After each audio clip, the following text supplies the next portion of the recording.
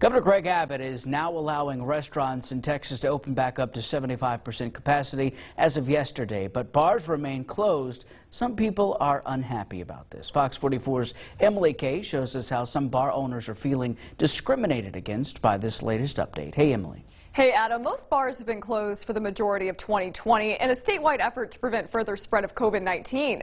But now that restaurants are allowed to open up even more, bar owners are feeling excluded. It's disheartening to see our governor do this because there are so many people affected by this. It's not just the bar owners, it's the people that work. Camila Safety and her family have been in the business of owning bars for around 40 years, starting with her late father, then her brother, and now her son. And of course, my son, even though he's a college graduate, he chose to come back from the East Coast and worked with my brother and then opened his own bar here. Safety's son, Richard Rasomny, owns the Lone Star Saloon in Harker Heights, a bar he has managed for about 2 years. But now with Governor Greg Abbott's decision to keep the bars closed.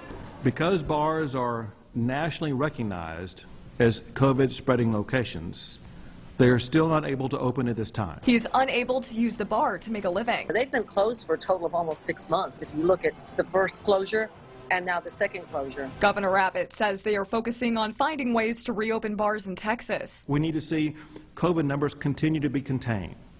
And we need to work with the bars on effective strategies that will ensure that when they do open, the possibility of spread of COVID is contained. Some bar owners are applying for restaurant licenses in order to reopen, but Safety says these kinds of licenses are not cheap. Think about those bars owners that have been shut down and their livelihood has been stripped from them. Many of them, they can't afford it.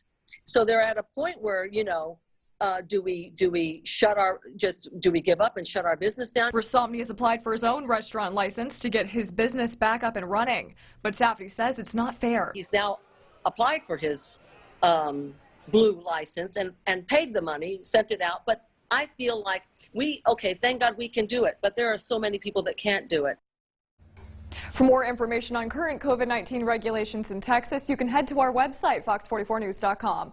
Live in the studio, Emily Kay, Fox 44 News.